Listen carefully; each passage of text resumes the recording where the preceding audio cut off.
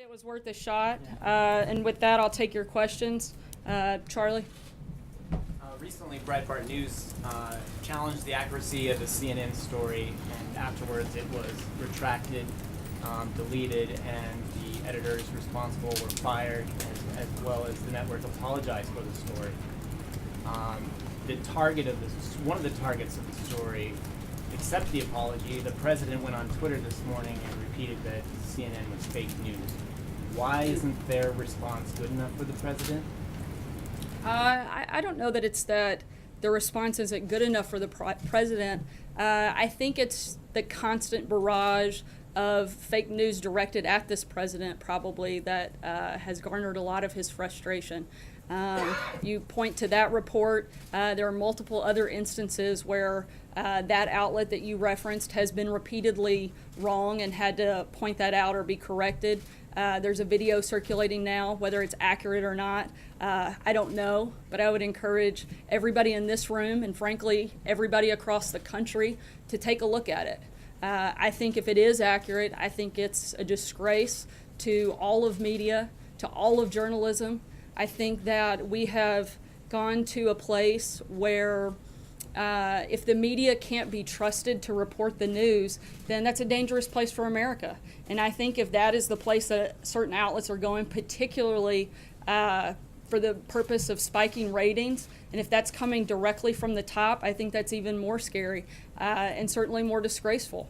And I hope that that's not the direction we're headed. I hope that outlets that have continued to use either unnamed sources, sometimes stories with no sources at all. We've been going on this Russia-Trump hoax for the better part of a year now with no evidence of anything. Things like the success at the VA barely get covered. They may get covered for an hour at a time, but this story gets covered day in, day out. And I think America is frankly looking for something better. They're looking for something more, and I think they deserve something better from our news media. Does the president actually expect us not to report on stories of a foreign country trying to influence the presidential election? I don't think it's that it's expected that you're not to report on again, actual news if there's something there. But again, I think that there are a lot of things happening in this world that frankly a lot of people would like to hear about, whether it's job growth, whether it's deregulation, whether it's tax reform, health care. I think a lot of those things deserve a lot more coverage than they get. And all we're saying is, you know, I think that we should take a really good look at what we are focused on, what we are covering, and making sure that it's actually accurate and it's honest. If we make the slightest mistake, the slightest word is off, it is just an absolute tirade from a lot of people in this room. But news outlets get to go on day after day and cite unnamed sources, use stories without sources, have, you mentioned the Scaramucci story where they had to have reporters resign. Come on, you're inflaming everybody right here and right now with those words. This administration has done that as well. Why in the name of heavens? Any one of us, right, are replaceable, and any one of us, if we don't get it right, the audience has the opportunity to turn the channel or not read us. You have been elected to serve for 4 years at least. There's no option other than that.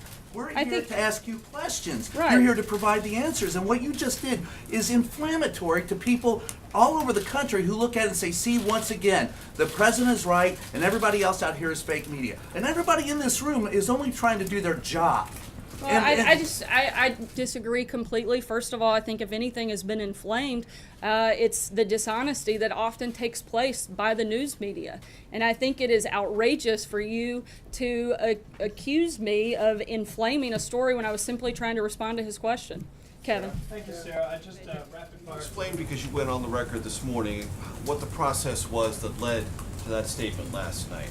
Were members of the team at the State Department or the Defense Department taken aback by that statement, or were they fully involved? Can you give us an idea of how the process internally worked to deliberate that statement and then create the statement for public release? I can tell you that leadership from the State Department, DOD, DNI, the CIA, as well as members of the administration within this building, were part of that process from the very beginning and fully aware. Can you give us a timeline from the very beginning? Was that yesterday or is I'm it? not going to walk through the detailed process of a timeline on how that was released for intelligence purposes. You just said you accept or find valid the CBO numbers on the budget side. Is that Yeah, true throughout? they're a budget. Assessment yesterday? They're a budget office, and I think on the initial numbers that we saw from that, the cutting of the deficit, the cutting of taxes, I think that that's where historically they've been more accurate as well. It's not just my, like I've decided that, but historically that's where they've been. For purposes of the public looking at this, would this administration accept the budget and revenue numbers that were published yesterday as generally speaking valid and worth taking seriously? I would think so for the most part. I think in large, yes. Jennifer? Two things, one on Google and one on the economic forecast. So European officials have slapped Google with this $2.7 million fine. Is the White House cool with European regulators hitting a U.S. company with a fine when our own Federal Trade Commission hasn't accused them of anti-competitive behavior? At this point, I don't have anything for us to weigh in on the regulations of a private company, but if anything changes, I'll let you know. Okay, Kristen? On the, sorry. on the international. Jim, there are two questions, just like NBC. Given the news about CNN's Be careful letting NBC set your standard there, Jim. Given the news about CNN's erroneous story about Anthony Scaramucci, does the White House believe there are other Russia-related stories from major outlets that have not been retracted and are just as false, including the February 14th story in the New York Times about collusion between the Trump campaign and Russia, which James Comey called into question, which many believe the CNN story was based upon? I would have to look back at that specific story. There have been many by the New York Times that I would probably disagree quite a bit with. I think you could take it pretty straightforward that this administration disagrees with all of the stories that claim that the president and his campaign colluded with Russia in any capacity. So I think he's been extremely clear that he believes that's a hoax and certainly something that's not true and didn't take place. And any story related to that, you would, I think, find frustration from this team here. For the CNN retraction, does the White House now believe the news media have an obligation to review stories on the Russian Trump issue and retract questionably sourced stories on the topic? I'm sorry? I'm not following the... Do you believe that the media should go back and look at anonymously sourced stories on Russia and Trump and maybe start a review process and retract where necessary? I think that'd be a great idea. I certainly don't think that you would get arguments from us if there were retractions from outlets on fake stories. But I also think that, there's a moment where we can all do better. And I certainly think that's what we strive to do every day. And hopefully that's the goal. I know it is of many, and hopefully it will continue to be of not just the news media, but everybody involved in the process to continue to do better, to continue to strive for excellence, and to continue to deliver the best we can for the American people. On your question, Kristen. Thanks, guys, so much. Have a good day.